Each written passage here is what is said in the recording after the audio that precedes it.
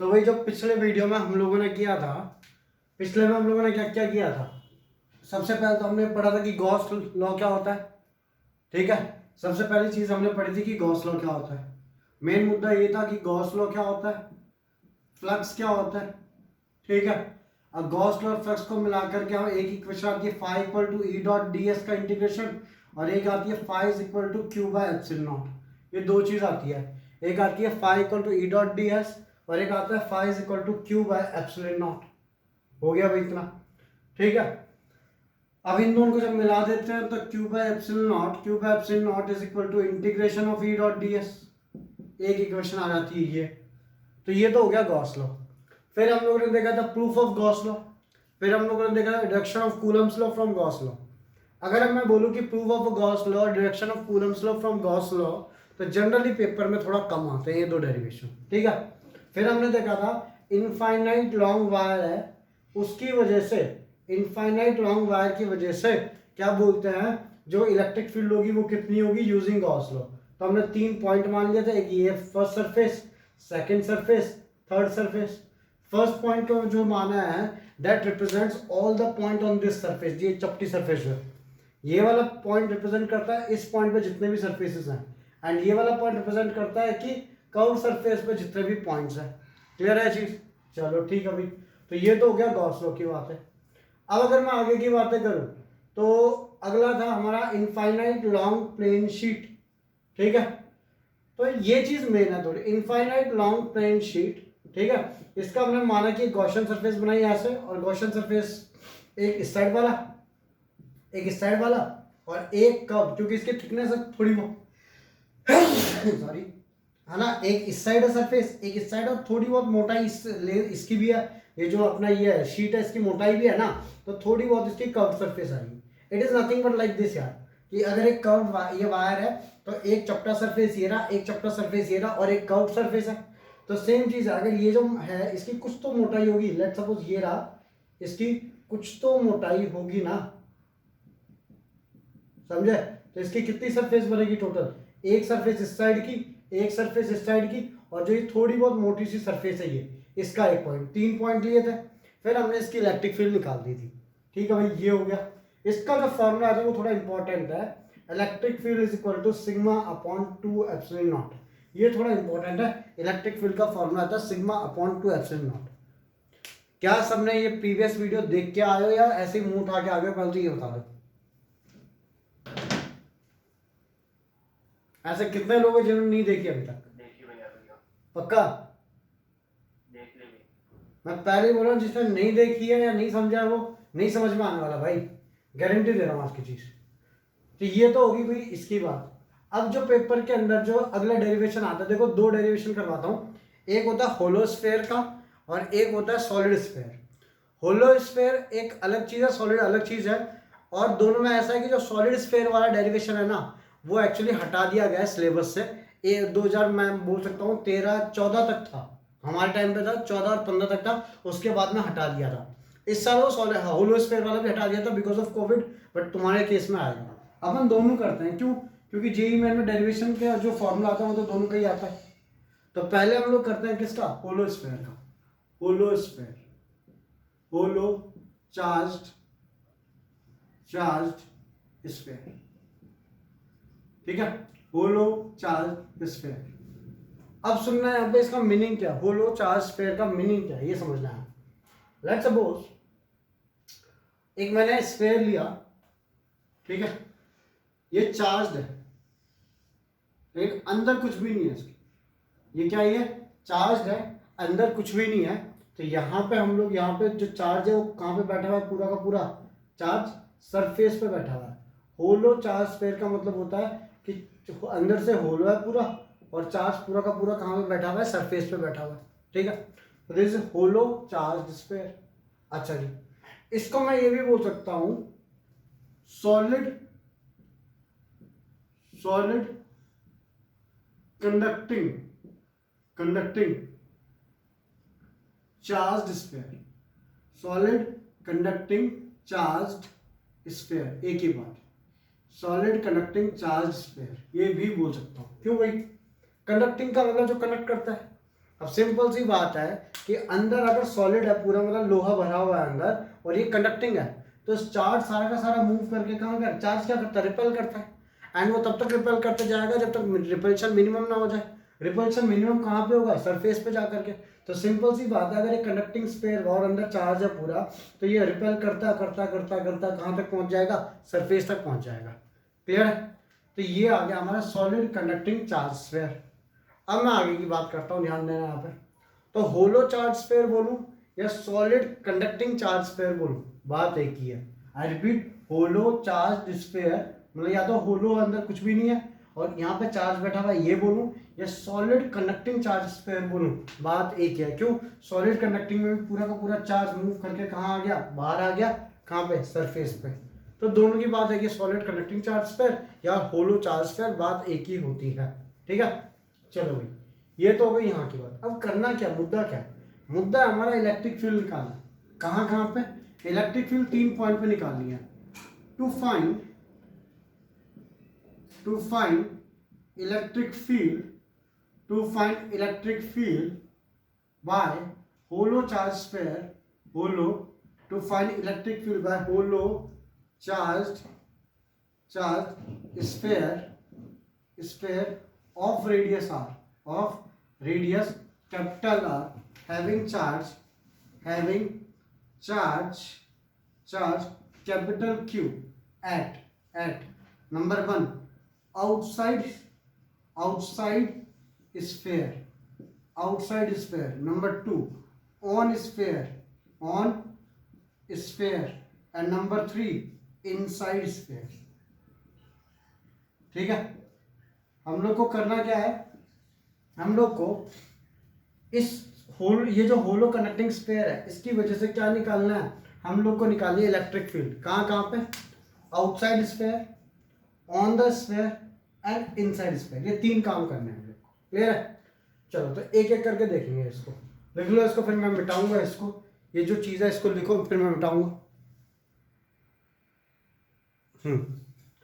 अब इसका डेरिवेशन देखते हैं। पेपर के अंदर क्या आता है, इसके साथ में एक चीज और आती है, पोटेंशियल। ठीक है, कि होलो स्फीयर का इनसाइड, आउटसाइड और ऑन द स्फीयर पोटेंशियल कितना है, वो भी डिराइव करेंगे जब पोटेंशियल पढ़ लेंगे तब। अभी पहले हमने ये पढ़ा है तो पहले इसको करते हैं। तो कैसे करेंगे, ध्यान देंगे आप सब लोग ध्यान देंगे। लेट्स सपोज ये मेरा होलो सॉलिड स्फीयर है। ठीक है, जिसके ऊपर चार्ज है कैपिटल क्यू, टोटल चार्ज है capital Q. Hollow solid sphere having total charge capital Q. ठीक है, होलो चार्ज स्फीयर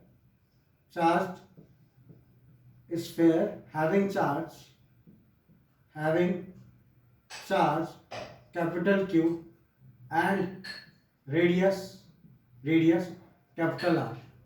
ठीक है, let point P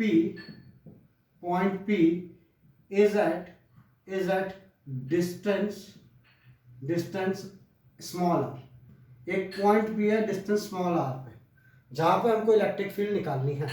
ठीक है, एक पॉइंट P है that is a distance small r, जहां पे हमको इलेक्ट्रिक फील्ड निकालनी है। तो कैसे निकालेंगे, अब इसकी बात करते हैं, ध्यान देना है। तो सबसे पहला पॉइंट कि if small r is greater than r, small r is greater than r, इस चीज का मीनिंग क्या होता है कि जो स्मॉल r है, मतलब जो पॉइंट P है, वो कहाँ पे है, ऐसे डिस्टेंस पे जो कि इस रेडियस से बड़ा है। आई बात समझ में, इस रेडियस से बड़ा है। मींस ये स्फीयर को अगर मैं यहाँ पे बनाऊं तो ये मैंने बना दिया ये वाला स्फीयर। ठीक है, ये बना दिया मैंने ये वाला स्फीयर, इसके ऊपर पूरा चार्ज पॉजिटिव, रेडियस कितना है, कैपिटल R। और स्मॉल r का मीनिंग है ये वाला डिस्टेंस, जहां पे भी पॉइंट P पे हम लोग को निकालनी है इलेक्ट्रिक फील्ड, वो डिस्टेंस को बोलेंगे स्मॉल r। एंड ये पॉइंट P कहीं पे भी हो सकता है, यहाँ पे कहीं पे भी हो सकता है, लेकिन स्फीयर के कहाँ होगा, बाहर होगा। तो हम लोगों ने ऐसा मान लिया कि एक पॉइंट P है at distance small r which is greater than capital R। ठीक है, आगे की बात करते हैं, सब लोग ध्यान देंगे यहाँ पे। टोटल चार्ज कितना है, कैपिटल Q। ठीक है, अब समझना है आप, राजा सुनना है। According to Gauss law, according to Gauss law, phi is equal to total charge enclosed। अगर इसका मैं गॉसियन सरफेस बनाऊंगा, इस पॉइंट P की गॉसियन सरफेस बनाऊंगा तो वो कैसी बनेगी, एक स्फेयर बनेगी, आगे ना। इस पॉइंट P की अगर मैं गॉसियन सरफेस बनाऊंगा तो वो क्या बनेगी, एक स्फेयर बनेगी। तो फाई इज इक्वल टू, उसके अंदर कितना चार्ज एनक्लोज हो रहा है उस गॉसियन सरफेस के अंदर, Q। तो phi is equal to Q by epsilon naught. और हम लोग एक और चीज जानते हैं, phi is equal to integration of E dot D S, हाँ कि ना। तो कोई यार मैं दोबारा लिखता हूँ, उसमें हॉटस्पॉट हो रहा पूरा, ध्यान देना है, दोबारा देखते हैं। चलो सुनना है, यहाँ लिखता हूँ मैं, हाँ यहीं से लिखता हूँ। चलो आगे, सबसे पहला R is greater than R, ठीक है। Let a point P is at distance R। अब वो R क्या है, greater than R, first case है ये हमारा फर्स्ट केस है कि R की वैल्यू ग्रेटर देन R है। इसका मीनिंग क्या होता है, तो इसका मीनिंग ये है कि जो पॉइंट है that is outside the circle, point is outside the circle, means ये तुम्हारा स्फेयर है, इसको मैंने बनाया यहाँ पे, स्फेयर को मैंने बना दिया, इस पे चार्ज कितना भाई, पॉजिटिव चार्ज है, तो ये मैंने पॉजिटिव चार्ज बना दिया, ठीक है। ये सेंटर है, सेंटर से डिस्टेंस कितना है, कैपिटल R, तो ये रेडियस हो गया। और जिस पॉइंट पे इलेक्ट्रिक फील्ड निकालनी है वो R कैपिटल R से बड़ा है, तो भाई वो मैंने बना दिया कैपिटल R से बड़ा। ये रहा मेरा पॉइंट P, क्लियर है। अब मेरे को क्या करना है, यहाँ पे निकालनी है इलेक्ट्रिक फील्ड, यहाँ पे क्या निकालनी है मेरे को, इलेक्ट्रिक फील्ड। तो मैं क्या करूंगा, इसकी गॉसियन सरफेस बनाऊंगा, तो ये बना दी मैंने इसकी गॉसियन सरफेस,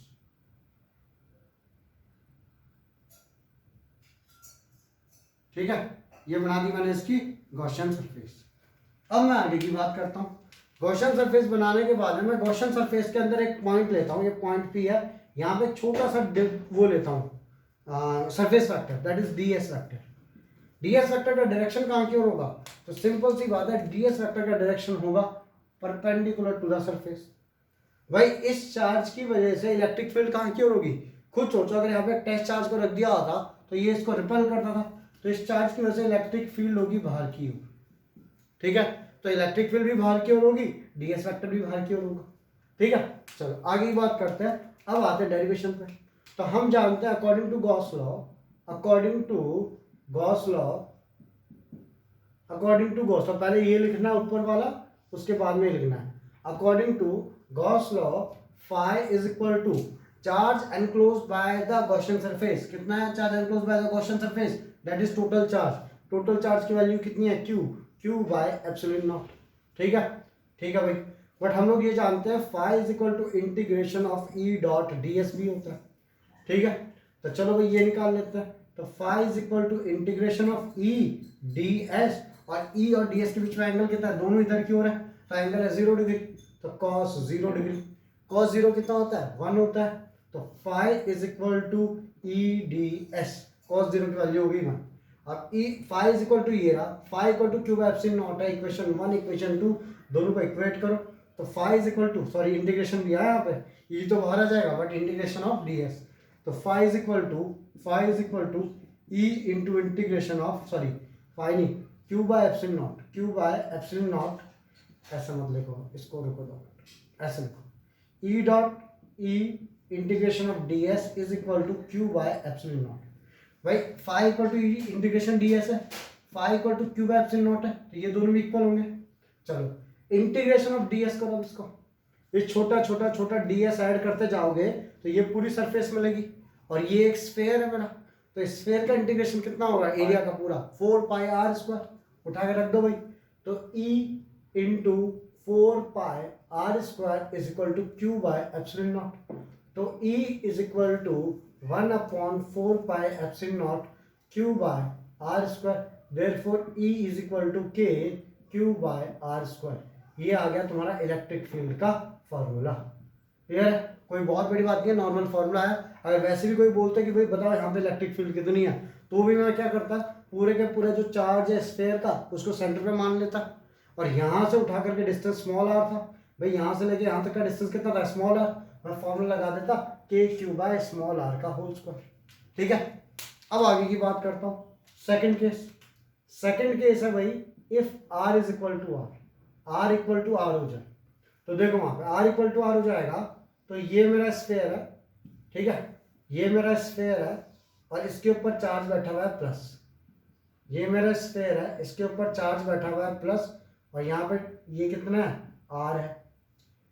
और जो ये पॉइंट पी है वो भी खिसक के कहाँ पे आ गया है, स्फेयर पे ही आ गया है। तो पॉइंट पी खिसक करके स्फेयर पे ही आ गया, मतलब वो भी कितने डिस्टेंस पे, आर पे है। अब अगर मैं गॉसियन सरफेस बनाऊंगा तो गॉसियन सरफेस भी यही बनेगी, ठीक है। अगर अब मैं गॉसियन सरफेस बनाऊंगा तो गॉसियन सरफेस भी यही बनेगी। अब मैं बोल सकता हूँ r इक्वल टू आर है, phi is equal to Q by epsilon naught. भाई टोटल चार्ज जो बॉडी के पास है वो क्यू ही है, तो phi equal to Q by epsilon naught and phi is equal to integration of E vector dot with DS vector. हम लोगों ने छोटा सा डीएस वेक्टर मान लिया, ये डीएस वेक्टर का डायरेक्शन भी इधर की ओर है, और किसी टेस्ट चार्ज को यहाँ पर रख दूंगा तो इसको फेंकेगा बाहर की ओर, तो इलेक्ट्रिक फील्ड का डायरेक्शन भी यहीं की ओर है। तो phi is equal to E dot D S, दोनों का एंगल 0, तो phi is equal to integration E D S cos 0 degree. तो phi is equal to integration E बाहर आ जाएगा क्योंकि ई कांस्टेंट है, इंटीग्रेशन ऑफ डी एस आ गया, उठा के फिर इक्वेट कर दो इन दोनों को। तो E D S, E integration D S is equal to Q by epsilon naught. ds का इंटीग्रेशन करो भाई पूरे का, तो ये एरिया आ जाएगा। तो e into 4 pi R square, e into 4 pi capital R का square is equal to Q by epsilon naught. Therefore e is equal to 1 upon 4 pi epsilon naught Q by capital R का square. Therefore electric field is equal to k Q by R square. समझे क्या? लिखेंगे इसको जल्दी से, उसके बाद third case करवाता हूँ। लिखो इसको भाई, यहाँ पे ये D phi equal to E D S, D phi नहीं, सही है, बिल्कुल सही है। तो भाई अब इसका जो थर्ड केस है वो क्या है, ध्यान देना आप सब लोग। थर्ड केस क्या है कि electric field inside, third case will be when R is less than capital R, ठीक है, उसकी बात करते हैं। तो ध्यान देंगे यहाँ पे, if R is less than capital R, third point R less than capital R, तो क्या होगा, ध्यान देना आप सब लोग। अगर R less than capital R हुआ तो ये मेरा स्फीयर है, इसके ऊपर चार्ज है पूरा का पूरा पॉजिटिव, ठीक है, ये रेडियस है इसका कैपिटल आर, और मैंने इसके अंदर एक छोटा जो पॉइंट है, भाई जो पी पॉइंट है जहां पे इलेक्ट्रिक फील्ड निकाली वो अंदर आ रहा है ना, क्योंकि स्मॉल आर की वैल्यू कैपिटल आर से छोटी है, मतलब पी पॉइंट कहीं यहां पे आएगा इस बार, ठीक है, अंदर की ओर। तो अब उठा करके इसका गॉसियन सरफेस बना दो, ठीक है, बना दिया। तो phi is equal to Q by epsilon naught according to Gauss law, ठीक है, according to Gauss law phi is equal to Q by epsilon naught. But एक चीज सोचो, गॉसियन सरफेस के अंदर चार्ज कितना आ रहा है, आंसर है 0। गॉसियन सरफेस के अंदर चार्ज कितना आ रहा है, 0, तो phi is equal to 0 upon epsilon naught, तो फाई की वैल्यू आ गई 0। बट हम जानते हैं फाई क्या होता है, ई डी एस का integration of E D S. अब फाई इज इक्वल टू 0 है, तो 0 is equal to integration of E D S cos 0 degree. क्यों? क्योंकि यहाँ पे इलेक्ट्रिक फील्ड भी बाहर की ओर होगी, ये बाहर की ओर होगी, और छोड़ो उसको भी, यहाँ पे सिर्फ इतना लिख दो, E D S, phi is equal to E integration of D S, पूरा का पूरा नीचे जाएगा इसके, ये 0 है फाई, तो 0 upon integration of D S is equal to E, मतलब इलेक्ट्रिक फील्ड की इंटेंसिटी अंदर की साइड में कितनी है, 0, मतलब इनिशियली इलेक्ट्रिक फील्ड 0 है अंदर साइड, बाहर कितनी है, के क्यू बाय कैपिटल आर का स्क्वायर, अंदर मतलब सरफेस के ऊपर, और बाहर कितनी है, के क्यू बाय स्मॉल आर का स्क्वायर। लिखेंगे जल्दी से तीनों को। तो भाई ये तीन हम लोगों ने निकाल ली है, और अब क्या करेंगे, इसका हम लोग ग्राफ ड्रॉ करेंगे, ठीक है। और ऐसा नहीं कि इसका सिर्फ और सिर्फ पेपर के अंदर ग्राफ आएगा, मैं मतलब पूरा इसलिए पढ़ा रहा है ना क्योंकि भाई कुछ भी आ सकता है, बट मेजॉरिटी आजकल जो ट्रेंड चल रहा है सीबीएसई का, वो क्या चल रहा है, इसका ग्राफ पूछने का, ठीक है। सुनना यहाँ पे भाई, सबसे पहली बात, अगर इनसाइड है, अगर ये स्फीयर था, पी पॉइंट इनसाइड है, नंबर केस 1, जब वो इनसाइड था, केस 1 वहां पे मेरा थर्ड था, इनसाइड मतलब स्मॉल आर की value less than capital R. Second, on surface मतलब आर की value equal to R. And third, जब आउटसाइड है। तो इनके डेरिवेशन किए हम लोगों ने ये, यहाँ पे ऐसे लिख लेना 0 less than R less than capital R. मतलब पहला पॉइंट ये है कि जब पी पॉइंट हम लोग जहाँ पे इलेक्ट्रिक फील्ड निकाल रहे हैं that is from here to here. दूसरा, कहाँ पे, सरफेस पे पी पॉइंट है। तीसरा, आउटसाइड है। आउटसाइड मतलब जो आर होगा वो कहीं बाहर होगा। तो क्या होगा, इसके लिए इलेक्ट्रिक फील्ड की वैल्यू कितनी आई थी, 0। इसके लिए इलेक्ट्रिक फील्ड की आई थी के क्यू बाय आर का स्क्वायर, और इसके लिए आई थी के क्यू बाय स्मॉल आर का स्क्वायर। अब इस आर में और इस आर में अंतर पता है क्या है, ये आर कांस्टेंट है, that is radius of the sphere, और ये स्मॉल आर कांस्टेंट नहीं है। क्यों? क्योंकि ये बाहर भी हो सकता है, इतना इतना इतना इतना, अंदर भी स्मॉल आर लिया था हमने, तो ये स्मॉल आर कुछ भी हो सकता है। अब देखो, this total value is constant. क्यों? के कांस्टेंट है, टोटल चार्ज जो सरफेस के ऊपर है वो कांस्टेंट है, कैपिटल आर रेडियस कांस्टेंट है। बट यहां पे ये चीज ऐसे नहीं है, के कांस्टेंट नहीं है, सॉरी के कांस्टेंट है, क्यू कांस्टेंट है, आर कांस्टेंट नहीं है। इसका मतलब मैं बोल सकता हूं E is inversely proportional to R square, ये थर्ड वाले केस में। अब अगर ग्राफ की बात करूं मैं, electric field on Y axis and small R on X axis. R मैंने बनाया एक्स एक्सिस पे, इलेक्ट्रिक फील्ड बनाई है मैंने कौन सी एक्सिस पे, इस पे। तो जब तक 0 से लेकर कैपिटल आर तक आओगे, मतलब सेंटर से लेकर के कैपिटल आर डिस्टेंस तक आओगे, मतलब जब आर की वैल्यू इक्वल टू आर के बराबर होगी, 0 से लेके, जब आर की वैल्यू 0 है क्योंकि एक्स एक्सिस पे आर लिखा है ना मैंने, 0 से लेके एक distance R equal to capital R तक आओगे, वहां तक इलेक्ट्रिक फील्ड की वैल्यू कितनी है, 0। मतलब ग्राफ जाएगा ये वाली लाइन, मतलब वहां तक इलेक्ट्रिक फील्ड की वैल्यू है 0। उसके बाद में उसकी कुछ तो भी वैल्यू आई के क्यू बाय आर स्क्वायर, वो ये रही। मतलब मान लेते हैं ये वैल्यू है के क्यू बाय आर स्क्वायर। कब? जब आर की वैल्यू किसके बराबर होगी, आर के बराबर। एंड जब स्मॉल आर की वैल्यू इस कैपिटल आर से ज्यादा है, स्मॉल आर की वैल्यू कैपिटल आर से ज्यादा है, तो दीज आर इनवर्सली प्रोपोर्शनल। और इनवर्सली प्रोपोर्शनल का ग्राफ कैसे जाता है हमारा, इनवर्सली प्रोपोर्शनल का ग्राफ जाता है ऐसा, जो स्क्वायर के साथ में होता है। ठीक है, और यहाँ पे डॉटेड लाइन बनाना है। ठीक है, यहाँ पे r लेस देन आर है, इस पॉइंट पे r इक्वल टू आर, और यहाँ पे r is greater than r। इस तरीके से बनेगा हमारा ग्राफ, बनाएंगे इसको। अब ये अगला ऐसा ही डेरिवेशन है, सेम डेरिवेशन है कि 3 पॉइंट जो निकालना है for solid sphere, inside, on the sphere and outside. ठीक है, और सेम वहां पे भी इलेक्ट्रिक फील्ड का क्या निकालना है, ग्राफ निकालना है। ठीक है, समझना है आप ये चीज कैसे करेंगे। अब एक चीज खुद समझो, इसको एक नाम दिया जाता है, क्या बोलते हैं इसको, सॉलिड स्फीयर को solid charged sphere. Solid charge sphere को ये भी बोलते हैं चार्ज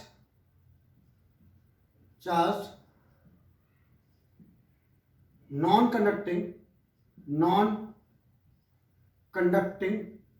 स्फीयर।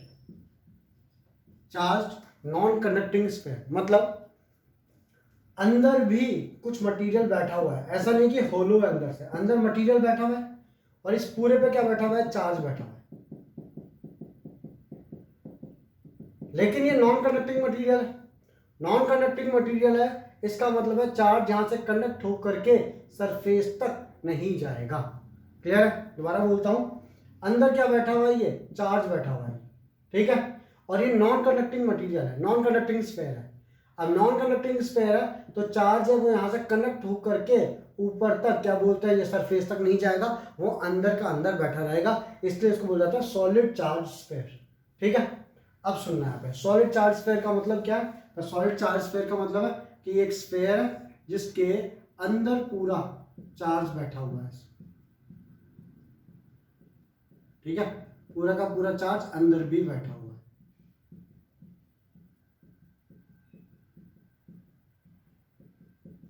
ठीक, अब आगे की बात करता हूं, इसका रेडियस कितना। तो a charge sphere, a solid charged sphere has charge capital Q and radius capital R. ठीक है, we have to find electric field, electric field intensity at point number one outside surface, outside sphere, इसका मतलब क्या, R is greater than capital R. Second, on surface, that is R equal to R. And third point, inside surface, that is R less than R. हम लोग को 3 point पे electric field निकालनी है, एक आउटसाइड, एक ऑन सरफेस, एक inside. आई क्या बात समझ में? क्वेश्चन क्या है, देखो इसको जल्दी से. आगे बात देखते हैं यहाँ पे. अब क्या करेंगे, यहाँ पे ग्राफ बनाएंगे इसका. कैसे, सुनना है अभी. तो यहाँ पे मेन मुद्दे की बात ये है कि जब हम लोग अंदर की ओर आएंगे, पहले ये समझते हैं, जब हम लोग अंदर की ओर आएंगे, जैसे पिछले बार जब बाहर की ओर थे तो टोटल का पूरा चार्ज इंक्लूड हो रहा था. ठीक है, जब सरफेस पे आए तो भी पूरा का पूरा चार्ज इंक्लूड हो रहा था. लेकिन जब हम लोग यहाँ पे आ गए, कहाँ, अंदर आर पे, तो क्या चार्ज कितना था अंदर, 0. तो हमारा इलेक्ट्रिक फील्ड अंदर आ गई थी 0. ठीक है, पिछली बार क्या हुआ था, जब टोटल बाहर थे हम लोग तो पूरा का पूरा अंदर का चार्ज इंक्लूडेड था. सरफेस आर पे आ गए थे तो भी पूरा चार्ज इंक्लूडेड था. और जब हम अंदर आ गए थे तो चार्ज की वैल्यू होगी 0, क्योंकि अंदर तो चार्ज बैठा ही नहीं था, क्योंकि होलो स्फीयर था. अब होलो स्फीयर तो सारा बाहर है. ठीक है, अच्छा, लेकिन इस केस में क्या होगा, इसकी बात करते हैं. खुद सोचो तुम लोग, अगर ये मेरा क्या बोलते हैं स्फीयर है, इस पे पूरे पे चार्ज कहीं ना कहीं बैठा हुआ है, सरफेस पे भी है, थोड़ा अंदर भी है, सब जगह यूनिफॉर्मली चार्ज डिस्ट्रीब्यूटेड है, यूनिफॉर्मली सब जगह डिस्ट्रीब्यूटेड है चार्ज. तो जब हम लोग बाहर वाला पॉइंट लेंगे कहीं स्मॉल आर, तो अगर उसकी गॉसियन सरफेस बनाऊंगा तो इसका मतलब पूरा का पूरा चार्ज इंक्लूड करना पड़ेगा. अगर मैं सरफेस पे बनाता हूँ, सरफेस पे पॉइंट पी आर डिस्टेंस पे, तो भी पूरा का पूरा चार्ज इंक्लूड करना पड़ेगा. क्यों? क्योंकि भाई पूरा का पूरा आ रहा है. लेकिन अगर मैंने पॉइंट पी अंदर बना दिया, समझ गए, अगर मैंने पॉइंट पी अंदर बनाया, मतलब इनसाइड वाला जो केस है हमारा, तो उस केस में देखो यहाँ पे पॉइंट पी यहाँ पे बना दिया मैंने आर डिस्टेंस पे, तो इसके अंदर तो सिर्फ इतना सा चार्ज आ रहा है ना, जो इसके अंदर आ रहा है. ये जो बाहर वाला चार्ज है यहाँ वाला, ये वाला चार्ज इंक्लूड नहीं होगा. तो इस चार्ज की वजह से इलेक्ट्रिक फील्ड नहीं गिनी जाएगी. क्यों? क्योंकि अगर इस आर डिस्टेंस की गॉसियन सरफेस बनाऊंगा तो गॉसियन सरफेस इसके अंदर जितना चार्ज आ रहा है उसको इंक्लूड करेगा, तो गॉसियन सरफेस ये बनेगी, इसके अंदर जितना भी चार्ज आ रहा है वो इंक्लूड हो जाएगा. लेकिन जो बाहर वाला चार्ज है वो इंक्लूड नहीं होगा. तो अब मेरे को क्वेश्चन ये है कि मेरे को जो बाहर वाला चार्ज है उसको एक्सक्लूड करके चलना पड़ेगा. तो इस चार्ज को मैं कैसे निकालूं? आई बात समझ में आई बात? Yes sir. तो भाई सबसे पहले हम लोग क्या करते हैं, पहले 2 केस को निपटा लेते हैं जो हमारे इजी वाले हैं, दैट इज इनसाइड वाला, सॉरी आउटसाइड वाला और ऑन सरफेस वाला. तो आ जा भाई, लेट सपोज ये एक मेरा सर चार्ज वो है, क्या बोलते हैं, सॉलिड स्फीयर है, जिसके ऊपर चार्ज हर जगह बैठा हुआ है. ठीक है, पॉजिटिव बना लो, पॉजिटिव चार्ज बना लो, हर जगह बैठा हुआ है, ऐसा मान लेते हैं. लेट सपोज ये एक पॉजिटिवली चार्ज स्फीयर है, सॉलिड स्फीयर. ठीक है, case one R is greater than capital R. मतलब ये सॉलिड स्फीयर लिया हमने, इसके ऊपर पूरे में पॉजिटिव चार्ज बैठा हुआ है, और इसका जो रेडियस, जो जिस पॉइंट पे मेरे को इलेक्ट्रिक फील्ड निकालनी है, मतलब ये रहा point P, that is small R, इसका कितना है, कैपिटल आर. तो गॉसियन सरफेस कैसी बनेगी, ऐसी बनेगी, जो कि पूरे छोटे वाले को ले लेगी, और इस पूरे छोटे पे चार्ज कितना बैठा हुआ है, कैपिटल क्यू. ठीक है भाई, अब बात करते हैं यहाँ की. तो small R greater than capital R, तो phi according to Gauss law, according to Gauss law phi is equal to Q by epsilon naught. तो टोटल चार्ज कितना है, टोटल चार्ज जो इंक्लूडेड है अंदर, that is Q by epsilon not.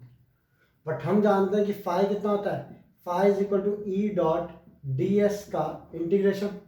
अगर इस Gaussian surface पे एक छोटा सा सरफेस मान लेते हैं ds, ये ds वेक्टर मान लिया, तो ds वेक्टर भी बाहर की ओर होगा और इलेक्ट्रिक फील्ड वेक्टर भी बाहर की ओर होगा। दोनों के बीच में एंगल कितना आएगा? 0 डिग्री। तो phi is equal to E बाहर आ जाएगा, इंटीग्रेशन ई ds cos 0 आ जाएगा, cos 0 डिग्री, cos 0 होता है 1, तो phi is equal to E बाहर आ गया, इंटीग्रेशन ds। अब इंटीग्रेशन ds करोगे पूरे का तो कितना आएगा? 4 पाई आर स्क्वायर। तो e is equal to E into 4 pi small R का स्क्वायर। देयरफॉर e की वैल्यू कितनी थी भाई? ये इक्वेशन 1 और ये इक्वेशन 2, दोनों को इक्वेट कर दोगे तो कितना आ जाएगा? e into 4 pi R square is equal to Q by epsilon naught. तो भाई e is equal to 1/4 pi epsilon naught Q by R square. तो इलेक्ट्रिक फील्ड e की वैल्यू आ जाएगी K Q by R square. ये आ गया तुम्हारा सेम फॉर्मूला जो कि पिछले बार आया था, किसके लिए? If R is greater than R. Clear है? अब बात करते हैं if R is less than R. ठीक है, किसकी बात करते हैं? R is less than R, sorry R equal to R, case 2 R equal to R. ठीक है, अब इसकी बात करते हैं, आ जाओ भाई। तो second case R equal to R, तो मैंने क्या किया? चार्ज स्फीयर बनाया, इस पे पूरे का पूरा चार्ज ये बैठा हुआ और इसका रेडियस कितना भाई? Capital R. तो यहां से लेके यहां तक का जो रेडियस है वो है कैपिटल, हाँ, यहां से लेकर के यहां तक का रेडियस है कैपिटल आर। ठीक है, तो इसका वो भी कितना होगा?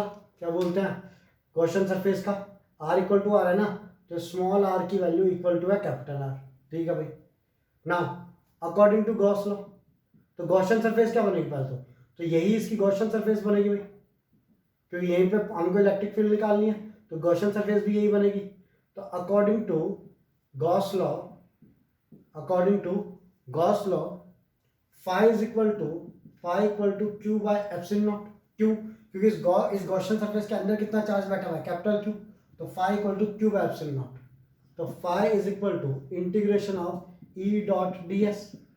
अब भाई ये छोटा सा सरफेस लिया मैंने, ds वेक्टर भी बाहर की ओर होगा और इलेक्ट्रिक फील्ड वेक्टर भी बाहर की ओर। जनरली जब भी अगर अंदर पॉजिटिव चार्ज होगा ना, स्फीयर होगा, तो इलेक्ट्रिक फील्ड बाहर की ओर होगा, ds भी बाहर होगा। लेकिन जब नेगेटिव चार्ज होगा तो इलेक्ट्रिक फील्ड अंदर होगा, ds बाहर की ओर होगा। ठीक है, तो phi equal to E dot D S, दोनों के बीच में एंगल दोबारा से 0 हो गया, तो phi is equal to integration E D S cos 0 degree. Cos 0 1 होता है, तो phi is equal to E बाहर आ गया, इंटीग्रेशन ds cos 0 की वैल्यू 1। इंटीग्रेशन ऑफ ds कितना आ गया भाई? छोटा छोटा छोटा छोटा इंटीग्रेट करोगे पूरा एरिया कितना आएगा? 4 पाई आर स्क्वायर स्फीयर का, तो e into 4 pi R square. अब अगेन इक्वेशन 2, इक्वेशन 1, दोनों का LHS इक्वल RHS इक्वल होगा, तो क्या आ जाएगा हमारे पास में? हमारे पास में आ जाएगा e into 4 pi R square, e into 4 pi, capital R डाल देना उसको, क्यों? क्योंकि r की वैल्यू तो कैपिटल आर के बराबर है, तो e into 4 pi capital R का स्क्वायर, क्योंकि r की वैल्यू कैपिटल आर के इक्वल है। ठीक है, तो e into 4 pi R square is equal to Q by epsilon naught. तो e is equal to 1/4 pi epsilon naught Q by R का स्क्वायर। तो e is equal to K Q by capital R का square. ये same आ गया जो पिछली बार आया था। हाँ या ना?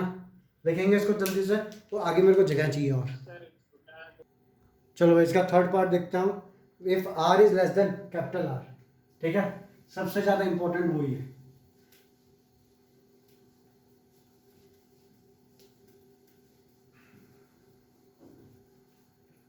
अब अगर मैं बोलूं if r is less than capital R, ठीक है, third point, if r is less than capital R, ठीक है, मैंने क्या किया? ये स्फीयर माना, इस पूरे के अंदर चार्ज कितना बैठा हुआ था? इतना बड़ा मत बनाना, तुम लोग छोटा बनाना, मैं सिर्फ बड़ा बना रहा हूँ, सुनना आप समझाने के लिए। स्फीयर माना, पहले समझ लो इसको, इसमें पूरे पे चार्ज बैठा हुआ,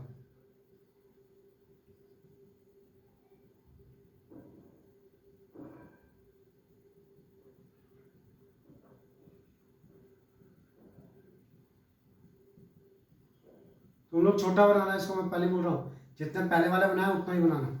इसमें पूरे पे चार्ज बैठा हुआ है और इसका रेडियस कितना है, इस पूरे स्फेयर का रेडियस था कैपिटल आर। ये नॉर्मल जो स्फेयर था वही वाला स्फेयर है कैपिटल आर। बट हमने क्या किया, हमने अब हम लोग को इलेक्ट्रिक फील्ड निकालनी है एट अ पॉइंट जो कि स्फेयर के अंदर आता है, ठीक है, मतलब स्फेयर के अंदर मतलब यहाँ पे आएगा। तो हम लोग को इतने स्फेयर की वजह से यहाँ पर इस पॉइंट पी पर जिसका रेडियस कितना है, स्मॉल आर है, यहाँ पे इलेक्ट्रिक फील्ड निकालनी है। तो मेरा क्वेश्चन तुमसे सिर्फ इतना सा है कि क्या ये पूरा का पूरा चार्ज आ रहा है के अंदर या बाहर भी बैठा हुआ है चार्ज? बाहर भी है। और चार्ज कंडक्ट हो नहीं सकता क्योंकि हमने पहले ही बोल दिया non conducting solid sphere. Non conducting मतलब ये चार्ज बाहर नहीं जा सकता, क्लियर, मतलब सरफेस पे बैठा हुआ नहीं है, मतलब इसके अंदर कितना चार्ज आ रहा है हमको ये निकालना है। तो भाई सिंपल सी बात है, टोटल चार्ज Q जो है, टोटल चार्ज Q वो इस पूरे वॉल्यूम के अंदर बैठा हुआ है ना, क्योंकि सॉलिड स्फेयर है, स्फेयर के पूरा अंदर भरा हुआ है चार्ज। तो total charge Q is confined in the whole cube, sorry whole sphere. तो होल वॉल्यूम कितना हो जाएगा, 4/3 पाई आर क्यूब। तो ध्यान दें यहाँ पे मैं लिख सकता हूं द होल स्फेयर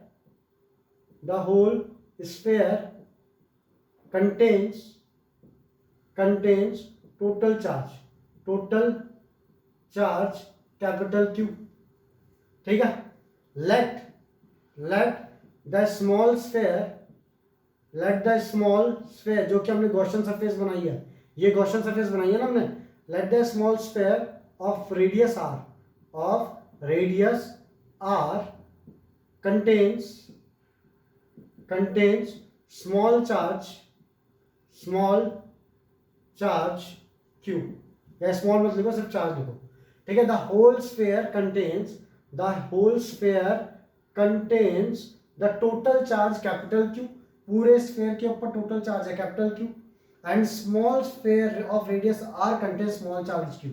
अब देखो यहाँ पे टोटल चार्ज Q कितने के वॉल्यूम के अंदर है, 4/3 पाई आर क्यूब, और स्मॉल चार्ज Q कितने वॉल्यूम के अंदर है, 4/3 पाई इंटू स्मॉल आर का क्यूब, क्लियर है। अब इनको क्रॉस मल्टीप्लाई कर दो तो वही बताओ Q की वैल्यू कितनी आएगी। क्रॉस मल्टीप्लाई करूंगा तो स्मॉल क्यू इधर जाएगा, that is equal to Q into 4/3 pi R cube divide by 4/3 pi capital R का क्यूब। 4/3 पाई कैंसिल, तो small Q is equal to capital Q into R cube by small Q. इतना charge आएगा इस छोटे वाले sphere के अंदर। क्या ये बात समझ में आई भाई? जो डायरेक्ट बचपन में डायरेक्ट वेरिएशन इनवर्स वेरिएशन करते थे वही किया है कि टोटल चार्ज इतने स्फेयर में, तो बताओ इतना चार्ज कितने स्फेयर में होगा या इतने स्फेयर में कितना चार्ज होगा। भाई बड़े वाले जो स्फेयर है उसमें टोटल चार्ज है Q, ये पता है, रेडियस पता है हमको, यहाँ का रेडियस पता है कि भाई इतने से स्फेयर का रेडियस मतलब इतना वॉल्यूम हो गया, तो बताओ इसमें कितना चार्ज होगा। क्रॉस मल्टीप्लाई किया, Q की वैल्यू निकाल दी। समझा क्या? चलो हाँ, यूनिटरी मेथड जो बोलते हैं, हाँ ठीक है, समझ में आया है। चलो आगे सुनना है यहाँ पे। अब मेरे को क्या करना है, यहाँ पे इलेक्ट्रिक फील्ड निकालनी है इस पॉइंट पे, P पॉइंट पे इलेक्ट्रिक फील्ड निकालनी है। तो कैसे निकालूंगा, तो वही मेथड भाई, phi is equal to according to Gauss law, 2 minute, according to Gauss law phi is equal to जो इसके अंदर चार्ज इंक्लूडेड है, कितना चार्ज इंक्लूडेड है, स्मॉल Q, तो phi is equal to Q by epsilon naught, और small Q की value कितनी है, Q r cube by R cube आएगा, ठीक है। तो phi is equal to capital Q into R cube divided by small R cube into epsilon naught, भाई Q की वैल्यू डाल दी यहाँ पे। बट हम जानते हैं फाई कितना होता है, E डॉट डी एस का इंटीग्रेशन, और इस पॉइंट पे इलेक्ट्रिक फील्ड और डी एस वैक्टर दोनों कहाँ की ओर होंगे, बाहर की ओर होंगे। तो phi is equal to E, electric field है तो दोनों का एंगल 0, तो E D S cos 0 degree, cos 0 1 हो गया, तो फाई की वैल्यू आ गई ई इंटीग्रेशन डी एस, तो फाई की वैल्यू आ गई ई इंटू, अब डी एस मतलब छोटा पूरे स्फेयर का area, that is 4 pi small R का स्क्वायर। भाई ये इक्वेशन 2 है तुम्हारी, ये इक्वेशन 1 है, दोनों को कर दो इक्वेट, तो phi E into 4 pi R square is equal to Q into R cube upon R cube into epsilon naught. Clear है? E into 4πr²। छोटा क्यों ऊपर आएगा ना, गलती हुई है, उल्टा उल्टा। हाँ ये चीज़ यहाँ पे गलत लिखी है, क्यू इंटू ये आएगा small R cube by capital R cube. ठीक है, तो यहाँ पे ये चीज़ उल्टी हो जाएगी, small R cube by capital R cube. तो यहाँ पे हो जाएगा भाई ये small R cube by capital R cube. ठीक है, अब ये इसके नीचे जाएगा तो ई इज इक्वल टू, देखो आर स्क्वायर से ये कैंसिल हो गया, तो E is equal to 1/4πε0 Q by R cube into R into R. Clear है? ये तुम्हारा फॉर्मूला आ गया, that is K Q by R cube. Electric field यहाँ लिखता हूँ मैं, electric field E is equal to K Q by R cube into R. Clear है? ये तुम्हारा बन गया फॉर्मूला। लिखेंगे जल्दी से इसको, फिर आगे इसका ग्राफ बनवाता हूँ। तो भैया इसका ग्राफ देखते हैं कि ग्राफ कैसा बनेगा इसका, सुनना है। ग्राफ में लिखते टाइम जो केसेस होंगे ना 1 2 3, वो पहले इनसाइड होगा, फिर सरफेस होगा, फिर आउटसाइड होगा। ठीक है, ग्राफ में लिखते टाइम। और वैसे होगा जब डिराइव करेंगे तो पहले बाहर, फिर सरफेस पे, फिर अंदर। तो भाई पहला केस है इनसाइड। इनसाइड इनसाइड मतलब R is less than R, तो वहां पे इलेक्ट्रिक फील्ड की वैल्यू कितनी आएगी अभी, that is K Q by R cube into R. ठीक है, अब खुद बोलो, तुम लोग खुद सोचो, के कांस्टेंट है, टोटल चार्ज कांस्टेंट है, रेडियस जो है स्फीयर का वो कांस्टेंट है, सिर्फ क्या चीज अलग है, स्मॉल आर जो है वो अलग है, क्योंकि वो कहीं पे भी हो सकता है। तो electric field is directly proportional to R. Side में रखते हैं इसको।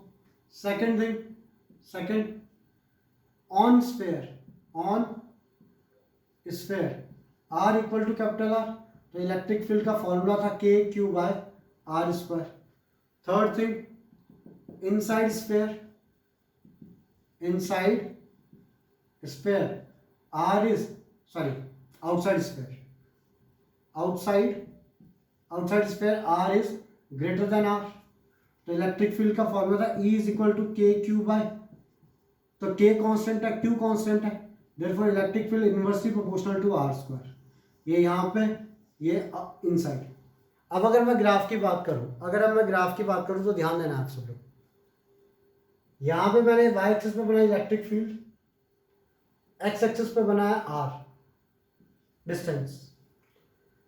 मैं यहां पे मार्क कर रहा हूं this point is r equal to r मतलब ये वाला पॉइंट, जो स्फीयर वाला पॉइंट है वो यहां पे आएगा, कि मतलब जब स्फीयर ये है जैसे कि, तो तुम जीरो से स्टार्ट करोगे ना, जीरो से स्टार्ट करते करते करते करते करते स्मॉल आर की वैल्यू जब किसके बराबर हो जाएगी, कैपिटल आर के बराबर हो जाएगी, वो ये वाला पॉइंट है। इनसाइड कैसे प्रोपोर्शनल है, इलेक्ट्रिक फील्ड और आर किस तरीके से प्रोपोर्शनल है इनसाइड? हाँ भाई, डायरेक्टली प्रोपोर्शनल। और डायरेक्टली प्रोपोर्शनल का ग्राफ कैसा बनता है? 45 डिग्री पे लाइन। 45 डिग्री तो नहीं बोलूंगा मैं, 45 डिग्री का मतलब होता है कि ये वैल्यू 1 होनी चाहिए, तब होता है डायरेक्टली मतलब 45 डिग्री। बट इतना पता है मेरे को, this is Y that is equal to m into X. Y equal to mx का graph is a straight line, मतलब ये कोई भी एक लाइन बनेगी जो कि ओरिजिन से पास होगी और सीधी जाएगी ऐसे। समझे क्या? Yes sir. आप समझे? जब स्टार्टिंग में जो 2-3 दिन छुट्टियां थी उसमें मैंने ग्राफ वाला जो तुम्हारा सेशन लिया था, क्यों लिया था? अब आगे सुनना, इस पॉइंट पे ये पहुंच गया, अगर मैं इसका स्लोप बोलूं, इस लाइन का स्लोप बोलूं, तो किसके बराबर आएगा? बोलो भाई। Sir K cube divided by R cube. Slope is equal to K Q divided by R cube. ठीक है, तो इस लाइन का जो स्लोप आएगा, बाद में लिखते रुक जाओ, उसके बाद ये वैल्यू होगी के क्यू बाय आर स्क्वायर। मतलब इस पॉइंट पे जो वैल्यू आएगी, आर इक्वल टू आर पे, तो वो वैल्यू इलेक्ट्रिक फील्ड की होगी कितनी, के क्यू बाय आर स्क्वायर। अच्छा, आउटसाइड स्फीयर इलेक्ट्रिक फील्ड जो है वो कैसी है बताओ? आउटसाइड स्फीयर इलेक्ट्रिक फील्ड कैसी है? Inversely proportional to R square, और inversely proportional to R square का ग्राफ कैसे जाएगा ऐसा? समझा क्या? Yes sir. ठीक है, तो अब अगर मैं बोलूं, तुम लोग को मैंने स्टेटमेंट दी कि अगर एक सॉलिड स्फीयर है ऑफ रेडियस कैपिटल आर, तो अगर मैं सेंटर से देखता हूं तो electric field first increases then decreases, first decreases then increases, decreases remains constant, तुम्हारा आंसर क्या रहेगा?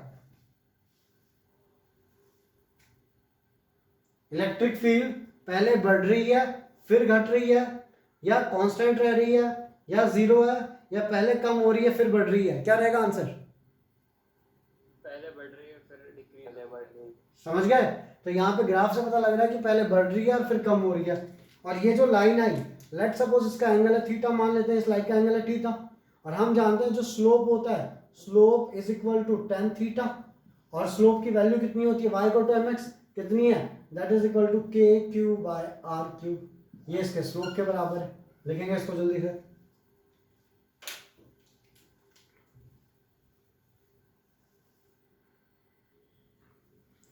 सुनना है अभी। अगला लिखो, null point, NULL, null, POINT, point, null point. Heading डालेंगे नल पॉइंट। क्या है ये चीज? सुनना है। दो चार्ज है मेरे पास में, ये रहा एक चार्ज Q1 और ये रहा एक चार्ज Q2। ठीक है, एक चार्ज है Q1 Q2, इनके बीच का डिस्टेंस है स्मॉल r। ठीक है, फाइंड द पॉइंट वेयर, और दोनों के दोनों पॉजिटिव, हाँ, प्लस Q1 प्लस Q2, और एक चीज गिवन है। गिवन क्या है? मैं यहाँ पे बनाता हूँ। एक चार्ज है Q1 प्लस डिस्टेंस है r, और एक चार्ज है Q2 प्लस। ठीक है, find point where magnitude of, where electric field is zero, where E field is zero, such that magnitude of Q1 is less than Q2। Q1 का magnitude Q2 से छोटा है, ये बता के दिया है। दोनों के दोनों पॉजिटिव चार्ज है, एंड Q1 चार्ज छोटा है Q2 से। क्वेश्चन समझा?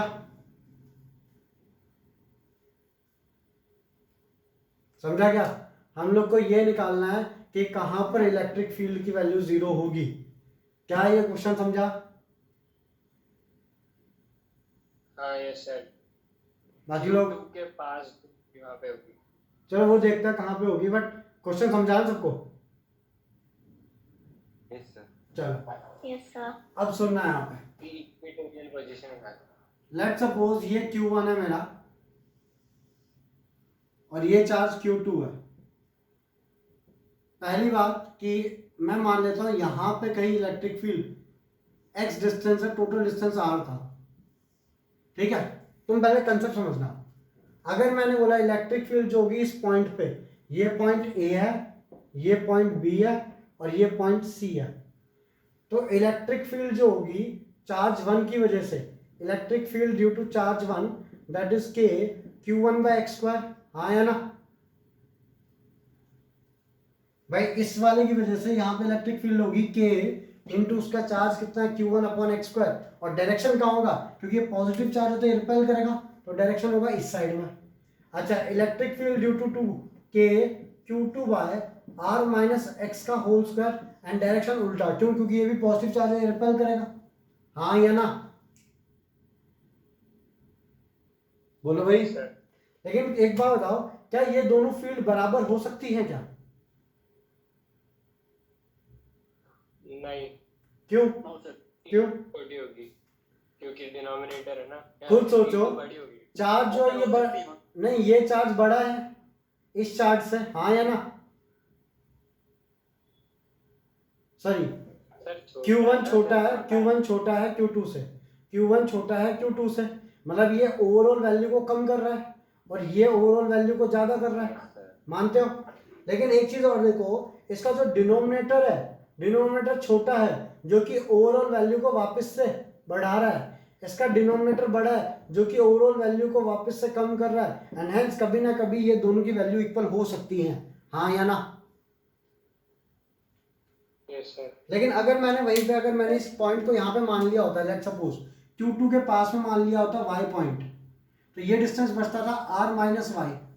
अब इलेक्ट्रिक फील्ड ड्यू टू 1 आती थी कि Q1 upon r minus Y का whole square, and electric field due to 2 आती थी के Q2 अपॉन वाई स्क्वायर। अब एक चीज देखो, Q1 चार्ज छोटा है जो कि पूरे को क्या कर रहा है, कम कर रहा है। Q2 चार्ज बड़ा है जो कि पूरे को क्या कर रहा है, बढ़ा रहा है। अच्छा, यहां से यहां तक का डिस्टेंस है r माइनस वाई। अब डिनोमिनेटर इसका बड़ा है और इसका छोटा है।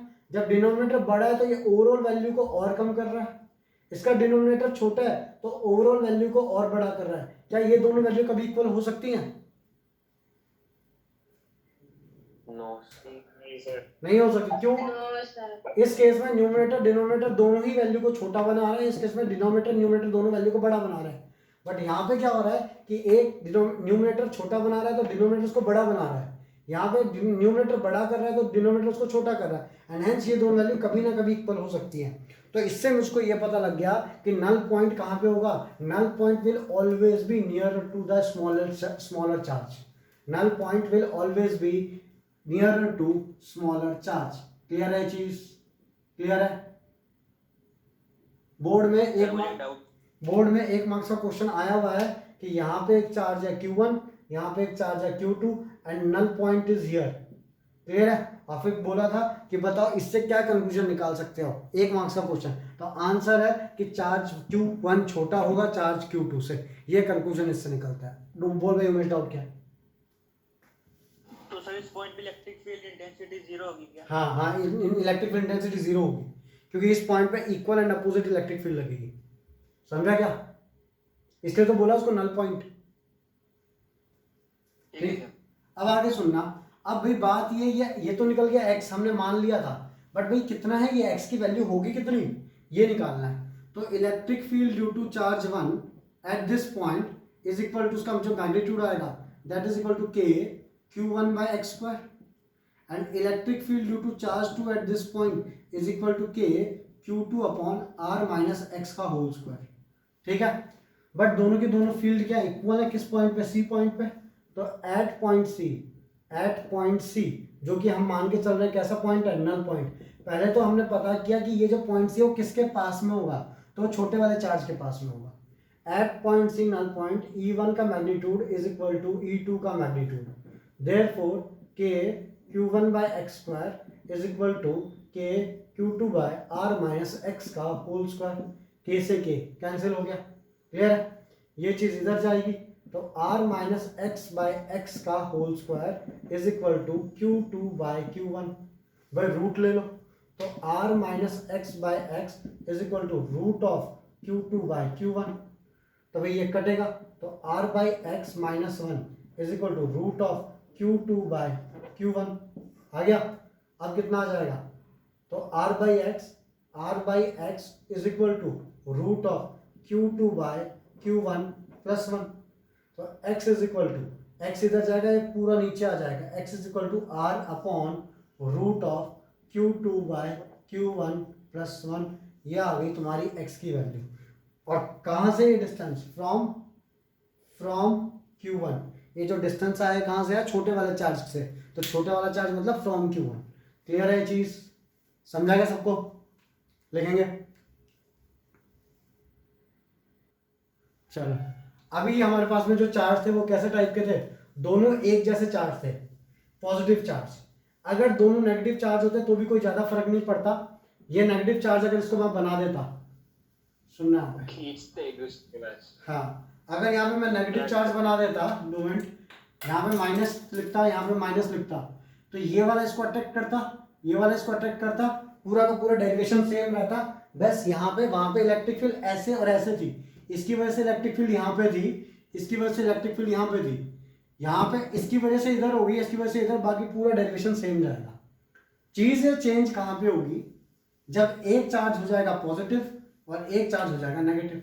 लेट सपोज मैंने लिखा यहाँ पे प्लस Q1 और यहाँ पे लिखा मैंने माइनस Q2 लिखा, और आगे की बात करता हूँ plus Q1 minus Q2 and यहाँ से चला गया इधर। मतलब लेट सपोज ये मैं मान रहा हूँ कि नल पॉइंट कहीं यहाँ पे आएगा, इनके बीच का डिस्टेंस है r, और मैं मान रहा हूँ कि नल पॉइंट कहीं यहाँ पे आएगा। पहली तो बात, क्या बीच में नल पॉइंट आ सकता है, खुद सोचो। ये वाला इसको रिपेल करेगा एंड ये वाला इसको अट्रैक्ट करेगा, तो यहाँ पे नल पॉइंट हो सकता है। आंसर है नहीं हो सकता। ठीक है, क्यू पर -2। ठीक है, तो यहाँ पे नल पॉइंट नहीं हो सकता।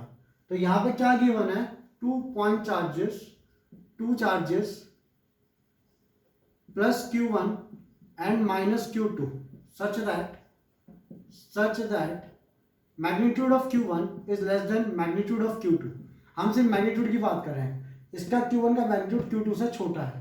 ठीक है, हमको क्या फाइंड करना है, find point where electric field is zero, जिसको हम नल पॉइंट भी बोलते हैं। सुनना भी यहाँ पे, लेट सपोज मैं मान लेता हूं कि यहाँ पे कहीं मेरा नल पॉइंट आया यहाँ पे। अच्छा जी, Q1 की वजह से जो इलेक्ट्रिक फील्ड लगेगी वो कहाँ क्यों लगेगी, खुद सोचो। Q1 की वजह से इलेक्ट्रिक फील्ड लगेगी अवे इस साइड में, Q1 की वजह से। Q2 की वजह से, क्योंकि नेगेटिव चार्ज है ना, इलेक्ट्रिक फील्ड इस, अगर टेस्ट चार्ज को रखूंगा तो कहाँ की ओर खींचेगा, अंदर की ओर। तो Q2 की वजह से इलेक्ट्रिक फील्ड यहाँ लगेगी। तो हो सकता है कि यहाँ पे नल पॉइंट हो, लेकिन है कि नहीं ये देख लेते हैं। मान लेते हैं यहां से लेके यहां तक का डिस्टेंस x है, Q2 से लेके यहां तक का डिस्टेंस x है। तो भाई इलेक्ट्रिक फील्ड ड्यू टू 1, इस पॉइंट पर इलेक्ट्रिक फील्ड Q1 की वजह से कितनी होगी, that is K Q1 upon R plus x का होल स्क्वायर। ठीक है, Q2 की वजह से इलेक्ट्रिक फील्ड कितनी होगी इस पॉइंट पे, that is K Q2 upon x का स्क्वायर। ठीक है, अब ये बताओ क्या ये दोनों कभी इक्वल हो सकते हैं, हाँ या ना। भाई यहाँ पे Q1 चार्ज छोटा है, न्यूमरेटर बड़ा है तो ये और छोटा बना रहा है। यहाँ पे Q2 चार्ज बड़ा है और न्यूमरेटर छोटा है जो कि इस पूरे वैल्यू को और बड़ा बना रहा है। तो क्या ये दोनों वैल्यूज कभी इक्वल हो सकती हैं, नहीं हो सकती। अब हम लोग उस साइड की बात करते हैं फिर, क्या हम लोग उस साइड में नल पॉइंट लेके देखते हैं छोटे वाले चार्ज के साथ। क्या डायरेक्शन अपोजिट थोड़ी ना, सेम डायरेक्शन में लगाएंगे ना ये फोर्स। कैसे लगाएंगे भाई, एक माइनस है एक प्लस है। इधर पे अगर एक टेस्ट चार्ज को रखूंगा, टेस्ट चार्ज एकदम पॉजिटिव होता है, ये वाला इसको रिपेल करेगा, ये वाला इसको अट्रैक्ट करेगा। समझा क्या, वो तो सर डिपेंड करता है ना, टेस्ट चार्ज को कहाँ पे रख रहे हो, बीच में रख रहे हैं वो टेस्ट चार्ज को अगर मैंने बीच में रखा यहाँ पे है, तो भाई ये वाला इसको रिपेल करेगा, ये वाला इसको अट्रैक्ट करेगा, तब तो बिल्कुल भी नहीं हो सकता। क्यों, क्योंकि दोनों के दोनों फोर्स एक ही डायरेक्शन में। समझा क्या, फोर्स का डायरेक्शन और डाइपोल वाली चीज नहीं है। फोर्स का डायरेक्शन देख, डाइपोल का मतलब होता है two equal and opposite charges, यहाँ पे दोनों इक्वल चार्जेस नहीं है ना भाई।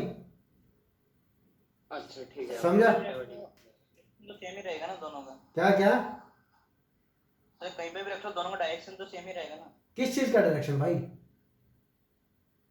सर फोर्स का डायरेक्शन दोनों का कैसे रहेगा भाई। इस पॉइंट के ऊपर तूने टेस्ट चार्ज रखा Q0 और वो होता है पॉजिटिव चार्ज। इलेक्ट्रिक फील्ड निकालते कैसे हैं, टेस्ट चार्ज को रखते हैं और वो जिस डायरेक्शन में जाता है that is the direction of electric field. ये वाला इसको रिपेल करेगा, ये वाला इसको अट्रैक्ट करेगा।